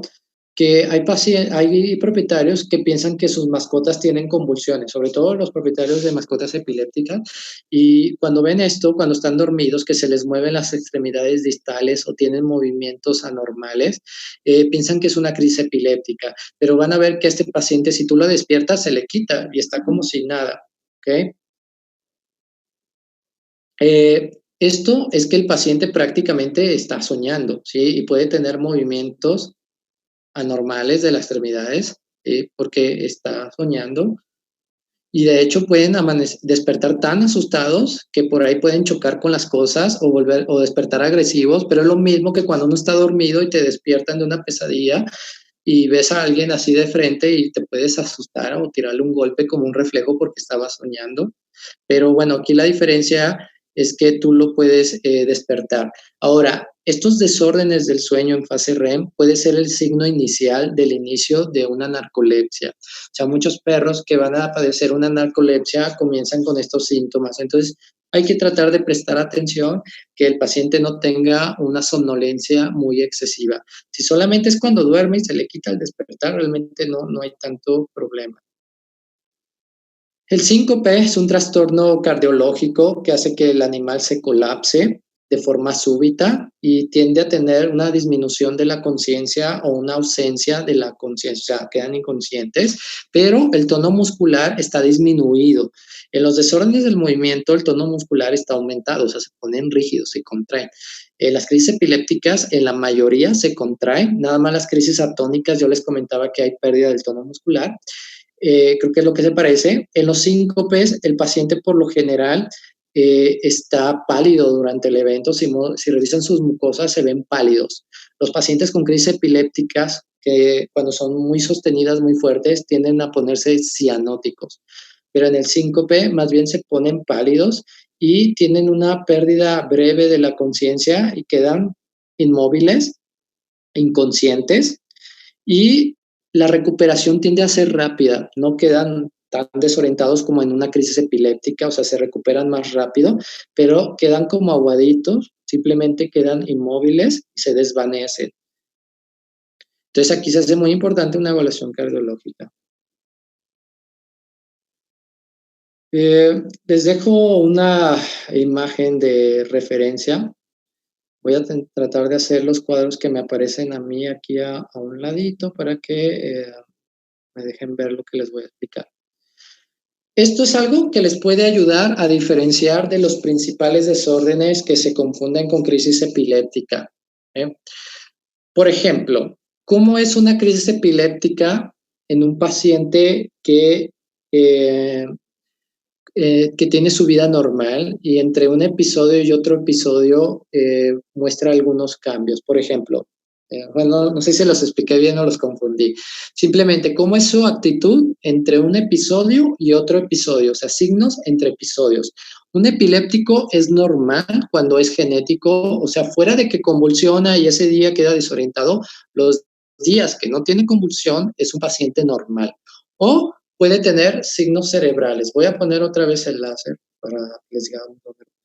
puede ser normal si es un epiléptico idiopático, pero si es un epiléptico secundario a un tumor, secundario a una encefalitis, entonces es un paciente que entre una convulsión y otra convulsión, los días que no convulsiona, camina en círculos, está perdiendo la vista, está volviendo agresivo. ¿Por qué? Porque hay signos cerebrales, porque hay un problema estructural, ¿ok? En el desorden del movimiento, cuando el paciente no tiene las crisis, es totalmente normal, como cualquier perro, ¿ok?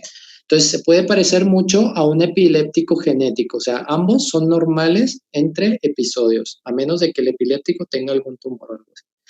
Pero, bueno, desorden del movimiento es normal. Cuando tenemos un síncope, el paciente puede ser normal entre los episodios, o sea, una vez que se recupera, se normaliza, pero puede presentar también algunas anomalías cardiovasculares, o sea, alteraciones en frecuencia y ritmo, que le escuchan, tienen algún soplo evidente, algún bloqueo. ¿Eh? En narcolepsia y cataplegia, el paciente cuando no tiene los eventos es absolutamente normal. Si se fijan, el bulldog francés corre, juega, brinca como si nada. El tremor de cabeza también, cuando no le sucede el evento, es un perro normal. Entonces, ¿cuál es el factor detonante que nos puede orientar en cada uno de estos fenómenos? En una crisis epiléptica puede ser ninguno, puede ser de la nada, comúnmente puede ser así, pero también puede ser detonado con el estrés o cuando hay demasiada estimulación, ¿sí? Fatiga, estrés o demasiada estimulación en un perro epiléptico puede detonar eventos, ¿sí? En un desorden del movimiento puede ser también de la nada, sin nada, ningún factor detonante, pero también puede ser relacionado con el estrés. De hecho, lo más común es que pueda estar relacionado con un estrés, con la actividad física o con la excitación. Los síncopes son muy relacionados con la actividad física. Por lo general suceden cuando el paciente está de pie. El estrés y la excitación pueden detonar los desmayos. Narcolepsia y cataplegia, yo les diría que principalmente se relaciona con la emoción al jugar, la emoción incluso al comer. El tremor de cabeza no tiene ningún factor detonante en general, pero cuando están demasiado tranquilos, pueden detonar los eventos, ¿sí? Creo yo que aquí lo de demasiada estimulación, me parece que esto es un error, no lo pondría, porque estos perritos, de hecho, cuando están tranquilos, les da más, les empeora, ¿sí? Y si tú los estimulas o ponen atención, estos pacientes mejoran. Entonces, quédense con que normalmente es ninguno o cuando están tranquilos, ¿ok?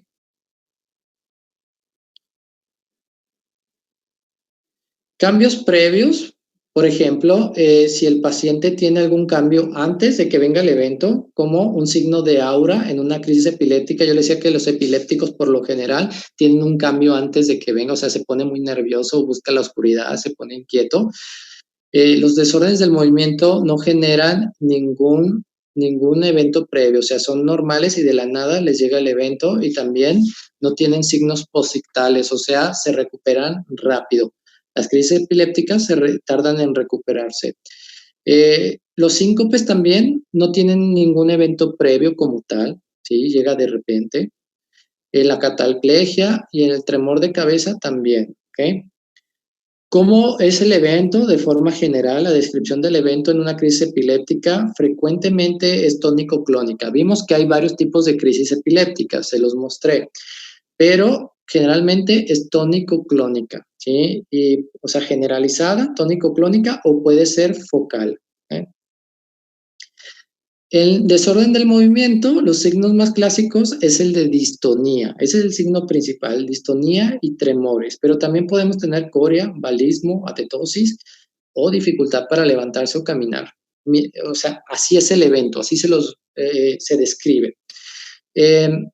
En los síncopes hay un colapso breve y repentino, pero que se recupera rápido. En cataplegia también colapso repentino, pero la duración puede variar. Hay pacientes con narcolepsia o cataplegia que pueden durar varios minutos. En general, los síncopes son breves, son como rápidos. En movimientos de cabeza es lo que va a prevalecer en el tremor idiopático de cabeza, un movimiento repetitivo que puede ser el movimiento en horizontal o vertical, pero únicamente de la cabeza con una conciencia normal. ¿eh? Nivel de conciencia en una crisis epiléptica va a estar ausente o va a estar disminuido, no va a estar 100% consciente. Desorden del movimiento va a tener una conciencia normal. En los síncopes se disminuye la conciencia o están totalmente inconscientes. Lo más común es que estén totalmente inconscientes. La narcolepsia y cataplegia puede ser la conciencia normal cuando es un estado de cataplegia. Cataplegia es que se queda inmóvil, pero que está alerta y te puede voltear a ver. Pero si este episodio dura mucho tiempo, el paciente pasa a un estado de narcolepsia donde ya su conciencia no está bien, ¿sí? Está alterada porque está durmiendo, no está consciente, está dormido. Aquí la conciencia en el temblor de cabeza es normal. Signos autonómicos, la crisis epiléptica genera signos autonómicos, o sea, salivan, orinan, se defecan. Desorden del movimiento, no hay signos autonómicos. De repente algunos pueden salivar un poco, pero por lo general quédense con que no genera signos autonómicos. Signos autonómicos en síncopes, solamente anomalías cardiológicas en frecuencia y ritmo, pueden tener alteración de la frecuencia cardíaca o del ritmo. En la narcolepsia y cataplegia no hay ningún signo autonómico, no se orinan, no se defecan, no salivan, al igual que el tremor de cabeza. El tono muscular en la crisis epiléptica está aumentado, tiende a ser una hipertonicidad y movimientos como de pedaleo, ¿no? Se ponen rígidos y en una fase más terminal hacen movimientos clónicos como de pedaleo. Aunque sabemos que hay una crisis epiléptica atónica donde se ponen flácidos, pero como orientación las crisis epilépticas generan esto. En los desórdenes del movimiento prevalece la hipertonicidad, o sea, se ponen rígidos y puede ser generalizado, puede ser focal. Cuando se desmayan en los síncopes, disminuye su tono muscular, se ponen como flácidos. En la narcolepsia y cataplegia también se van a poner como flácidos. Entonces, una persona que le diga, mi perro tiene crisis donde se pone como flácido y se colapsa, deben de sospechar principalmente de un síncope o de un ataque de cataplegia o narcolepsia. Y en el tremor de cabeza, el tono muscular es normal, no se pone ni rígido ni flácido, está absolutamente normal. Por eso tienen que hacer estas preguntas importantes al propietario cuando se enfrentan ya al cliente y están evaluándolo. Tienen que tener información que es muy importante. Les tienen que describir el evento. ¿Cómo es el evento? ¿Pierde la conciencia? ¿No la pierde? ¿Cuánto dura? ¿Dura segundos? Deben de saber que las crisis epilépticas por lo general duran segundos o pocos minutos. Es muy raro que una crisis epiléptica dure más de 5 o 10 minutos, ¿sí? Eso es muy raro. Entonces, a menos de que trate un estatus epiléptico, pero por lo general las crisis epilépticas no duran. Si les dicen a mi mascota le dan ataques y le duran hasta 15, 20 minutos, eso no es normal en una crisis epiléptica. Es más probable que sea un desorden del movimiento. Yo les he dicho que hay desórdenes del movimiento que pueden durar hasta horas. Frecuencia de los eventos, ¿qué tan continuos son? Si son esporádicos o es todo el tiempo. Sabemos que el tremor idiopático de cabeza cuando inicia tiene movimientos anormales, hasta 20 episodios por día puede tener. La conciencia, pierde la conciencia, o sea, el perrito la sigue con la mirada. Si usted le habla, le puede hablar. También es importante saber si el perro, cuando lo tocan o interactúan con él, disminuye y se recupera más rápido o no. Una crisis epiléptica le va a durar lo que le tenga que durar, igual que una convulsión. No lo pueden detener, por más que lo ayuden, por más que lo acaricien, le va a durar lo que le tiene que durar. Pero los desórdenes del movimiento sí puede ayudar a esa situación. Si el movimiento se presenta en una parte del cuerpo o cambia de un lado a otro lado, si les dicen empieza como una contracción de una pata y luego se le contrae la otra pata, pero está consciente, es más sospechoso una disquinesia paroxística. Si se orina o defeca, ya saben por qué, signos autonómicos, más sugerente a una crisis epiléptica. Y si los eventos son detonados con el ejercicio, cuando come, cuando está estresado o cuando está dormido. Por ejemplo, las crisis epilépticas suceden más cuando están tranquilos o cuando están durmiendo. Los desórdenes del movimiento suceden más cuando está haciendo alguna actividad o cuando se emociona. Cambios en su comportamiento es importante porque si dicen, bueno, el perro se ha mostrado ahora agresivo, ¿sí? Camina sin sentido, entonces sospechamos que son crisis epilépticas y que de hecho son secundarias, o sea, son secundarias o a un tumor o a una inflamación en el cerebro o algo que está alterando su cerebro. Tratamientos. ¿El paciente ha respondido a tratamientos antiepilépticos o no ha respondido? El paciente es normal entre una crisis y otra. Y si hay eventos similares en su historial familiar, o sea, el papá le pasa lo mismo, o los hermanos, para ver si puede haber algún componente hereditario o genético, la edad de comienzo de los eventos, antecedente de algún evento traumático. Sabemos que hay crisis epilépticas que se pueden generar hasta años después de un trauma encefálico. Entonces, siempre pregunten si el paciente no sufrió una lesión grave en el cual el perro haya perdido la conciencia a raíz de un golpe en la cabeza o haya convulsionado o se haya visto desorientado del golpe. Ese sí pudo ser un golpe importante y puede detonar crisis epilépticas en un futuro. Les iba a comentar algo más, pero creo que se me olvidó. No me acuerdo qué otro detalle les iba a dar, a ver si ahorita me acuerdo. Y bueno, quiero aprovechar para a todos los que les interesa aprender más sobre todos estos fenómenos neurológicos y la neurología en general, que vemos que se presenta muy a menudo, sobre todo con trastornos de la columna, este tipo de crisis. Estoy seguro que después de haber visto estos casos, van a ver que tenemos muchos desórdenes del movimiento o muchos casos sospechosos a desórdenes del movimiento. Entonces, son enfermedades nuevas que se están diagnosticando en neurología. Y bueno, estamos por iniciar el posgrado en línea aquí con Veterinarios en Web, en el cual tengo el placer de dirigir el curso.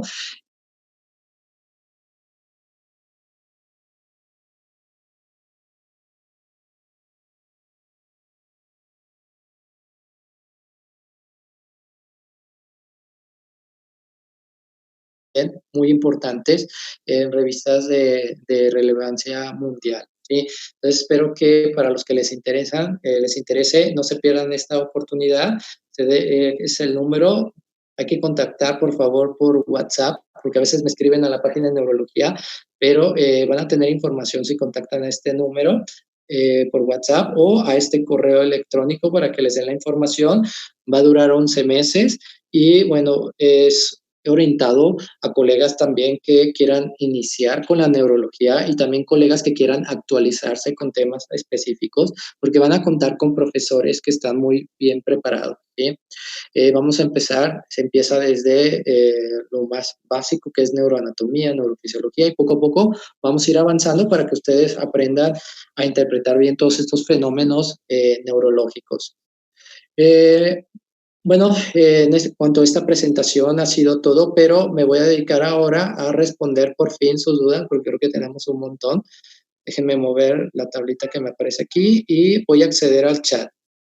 Tengan un poco de paciencia, si pueden esperar un poquito, porque si me hacen demasiadas preguntas se llena todo el chat y hagan cuenta que se me pierden. Entonces, la verdad que espero haber logrado con esto el objetivo de abrirles la mente y darse cuenta que tenemos varios fenómenos neurológicos que quizá estamos diagnosticando mal. Pero por fortuna deben de saber que muchos fenómenos de estos se curan solos o desaparecen en el tiempo y que solamente cuando son muy graves los tratamos. Entonces, si ustedes tienen la duda de que es una convulsión leve, una crisis epiléptica focal, o sea, en donde no vean que hay una alteración de la conciencia evidente y no saben si es eso o es un desorden del movimiento, pues inicialmente eso no es tan peligroso como una convulsión generalizada. O sea, eso difícilmente va a complicar la vida del paciente. Entonces, para que esté tranquilo el propietario, no es tan peligroso. Y muchas veces duran una temporada y disminuyen. Entonces, a veces pensamos que fue el éxito de nuestro tratamiento y quizá iba a desaparecer por sí solo, pero yo les digo que en general la acetocolamida, fluoxetina, diazepam de repente ayuda, pero sobre cambios de dieta son situaciones que pueden ayudar. Yo, en lo personal, diazepam no suelo recetar como algo de mantenimiento de diario por las consecuencias y la resistencia que se puede generar, pero acetocolamida, fluoxetina y cambios de dieta, a veces inicio solamente con un cambio de dieta y es muy importante pedir videos al propietario del evento para que nosotros podamos ver si se trata de un desorden del movimiento o pueda ser más sospechoso a una crisis epiléptica, ¿ok? Entonces pidan videos. Voy a ir viendo las preguntas. Gracias por detenerse un poquito. porque hay muchos comentarios, hay casi 500 colegas conectados ahorita, entonces voy a tratar de responder algunas dudas. Voy a contestar las que yo creo que pueden ser las más relevantes, las más importantes. Pregunta una doctora, ¿cómo se identifica el estado de conciencia al momento de una crisis epiléptica? Bueno, yo les digo al propietario o una relación es que el paciente no responde, está como oído, o sea, le hablas y no voltea, está viendo fijo algo y no te puede voltear, no te puede mirar, o simplemente se le van los ojos, o sea, los ojos se le van y se pierden, se ponen en blanco. ¿Okay? Eso puede ser un signo de alteración de la conciencia. Preguntan, ¿las crisis simples con comportamiento normal son... eso ya lo había respondido, si son diagnosticadas solamente por descarte. No, les comentaba que ahí el electroencefalograma puede ayudar. En perros geriátricos, pregunta un médico, en perros geriátricos con un comportamiento normal, perdón, se me movió la pregunta, no puedo verla. Ay, no, se me perdió. Creo que preguntan si en un paciente geriátrico con comportamiento normal, el diagnóstico presuntivo, ¿cuál sería? Sería una crisis epiléptica secundaria o criptogénica o de origen desconocido. ¿Por qué secundaria? Porque de repente la convulsión puede ser, o la crisis epiléptica puede ser el signo inicial de un tumor cerebral. O sea, un perro que tiene un tumor cerebral inicialmente puede presentar solamente crisis epilépticas y después verse prácticamente normal. Pero si ese tumor empieza a crecer, empieza a avanzar, entonces van a tener al transcurso del tiempo cambios neurológicos que ya no te reconozca, que está perdiendo la vista. Entonces, siempre cualquier perrito con crisis epilépticas después de los 10 años, les digo, tiene un 70% de posibilidades de que pueda ser un tumor. Y hay una posibilidad menor de que pueda ser una epilepsia criptogénica o de origen desconocido, o sea, secundaria a un cuadro de hipoxia, secundaria a un trauma encefálico. Déjenme checar más preguntas. Dicen que cuánto tiempo deben de esperar después de administrar la dieta libre de gluten. ¿Cuánto tiempo tienen que esperar para que desaparezcan los signos? Y bueno, no es de inmediato, se requieren al menos de 2 a 3 meses para mejorar los signos clínicos, como para que ustedes vean una diferencia y puedan generar un cambio en el metabolismo del cuerpo. ¿Okay?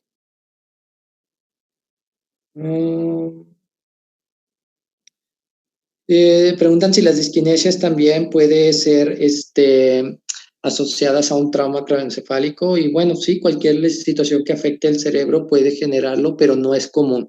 Generalmente son genéticas, son dietéticas o son de causa exagerada. Preguntan de los dálmatas. Los dálmatas, les digo, tienen una predisposición a un síndrome de hipertonía y temblores parecido al calambre del Scotty. Entonces, en ellos es un diagnóstico presuntivo, un desorden del movimiento. Preguntan, doctor, ¿en una crisis epiléptica focal también hay alteración de la conciencia? Sí, nada más que cuando son focales, nos referimos a que incluso pueden ser muy sutiles y que el paciente aparentemente se vea normal. Entonces, una crisis focal a veces es difícil de diferenciar de un desorden del movimiento y lo que les puede ayudar a ustedes a diferenciar es la respuesta a un antiepiléptico. Si empiezan a darle un antiepiléptico como fenobarbital, levetiracetam y la mejoría es muy obvia, o sea, bastante mejoría dramática, entonces deben de saber que se están enfrentando seguramente a crisis epilépticas focales y no a un desorden del movimiento. Preguntan del uso de CBD también para estos trastornos. Miren, el uso de CBD en perros no está comprobado que evidentemente sea exitoso para la epilepsia o ese tipo de desórdenes. Yo en lo personal no he tenido ni un solo caso de un perro con crisis epilépticas que deje de tomar el antiepiléptico por tomar CBD. ¿okay? Todos en algún momento han tenido al final que recurrir nuevamente al antiepiléptico y deben de saber que el CBD no se puede combinar con muchos antiepilépticos. Por ejemplo, el CBD puede retrasar el metabolismo del fenobarbital, entonces generar toxicidad por fenobarbital debido a la interacción o al interactuar con el CBD. Entonces, normalmente no se recomienda combinar con antiepilépticos. Y la verdad que un perro con crisis epilépticas fuertes, difícilmente el CBD lo va a ayudar. Lo que pasa es que estos fenómenos y también los desórdenes del movimiento son episódicos y de repente son por temporadas, tienen 1 o 2 meses malos y luego pasan varios meses bien y a veces coincide que se lo dan y mejoran y piensan que es por eso, pero en humanos está comprobado que puede ser exitoso para la epilepsia y para muchos desórdenes médicos, pero en los perros hasta ahorita parece que no es así. Quizá no hemos encontrado la frecuencia exacta, la concentración exacta, porque las dosis que se manejan hasta ahorita son meramente empíricas al cálculo. Y lo que sí ha sido exitoso o hay reportes que puede ayudar es al tratamiento del dolor crónico. En pacientes con dolor articular crónico puede ayudar mucho de artrosis y se puede dar por mucho tiempo sin tantos efectos secundarios que se producen por los AINES. ¿Okay? Les voy a avanzar esta diapositiva un poquitín. Perdón, me permiten un segundo. Voy a avanzar un poquitín. Perdón, tenemos como invitada especial también al posgrado una excelente neuróloga que es la doctora Elsa Beltrán, que es reconocida mundialmente y también va a estar participando dentro del posgrado, también como una de las invitadas especiales. Les dejo aquí mi correo electrónico en la página de Neurología Veterinaria GDL, que es una página que tengo sobre estos casos. Pueden de repente encontrar alguno de estos videos que de repente expongo ahí y también pueden contactar por mensaje si tienen alguna duda. Ahorita por el tiempo me va a ser muy difícil contestar. Tengo muchísimas preguntas. Me parece un poco complicado, pero si tienen una pregunta en específico me la pueden mandar por correo, ¿sí? Y con gusto, poco a poco se las puedo ir respondiendo. Tuve una charla la semana pasada sobre accidente cerebrovascular. No pude atender todas las respuestas. Me han mandado algunos correos, tengan paciencia, porque a veces me tardo un poco por el trabajo. Yo me dedico a la neurología desde hace casi 10 años y solamente atiendo casos neurológicos y a veces por trabajo, al igual que ustedes, me saturo un poco, pero voy a tratar de atenderles, ¿ok? Preguntan algo sobre el husky. Del husky les había comentado que tiene un problema, un defecto en un gen que predispone a la deficiencia de tiamina en el Alaskan Husky. Y bueno, la verdad les agradezco muchísimo que hayan estado conmigo. En verdad espero de corazón que esta plática haya sido de utilidad y les pueda dar alguna orientación, no haberlos confundido. Traté de hacerlo, son temas complejos, pero traté de hacerlo lo más práctico posible. La tabla que les puse les puede orientar mucho sobre diferenciar estos fenómenos, cuáles son los signos más característicos, pero el principal objetivo que quería, como les dije, era abrir la mente, ¿no? Abrirse a que hay otras cosas que se parecen. Si tienen dudas, se pueden acercar a colegas que se dedican a la neurología en su país o en su ciudad para estudios, por ejemplo, más específicos, pero yo creo que ustedes en clínica pueden hacer bastante con estudios generales, con la edad, la presentación, cómo se detona el evento y tranquilizar al cliente que aprenda a vivir con este tipo de condiciones, ¿vale? Me da mucho gusto, nuevamente les repito, estar aquí y ojalá, bueno, por ahí me tope algunos de ustedes en el posgrado, donde yo también les voy a impartir algunas charlas y también pues, los colegas que les acabo de mencionar. Muchas gracias, les mando un abrazo, gracias por estar conmigo y gracias a Veterinarios en Web. Gracias, moderador, me despido. Muchas gracias, doctor, por la participación. Les recuerdo a todos los participantes que a partir de mañana podrán encontrar el link con el desgrabado de la clase del día de hoy en el campus virtual. Muchas gracias y bueno. Gracias a todos. Ya saben, ahí tienen mi correo por cualquier duda, comentario. Y bueno, estamos en contacto. Un abrazo a todos. Muchas gracias. Saludos y cuídense mucho.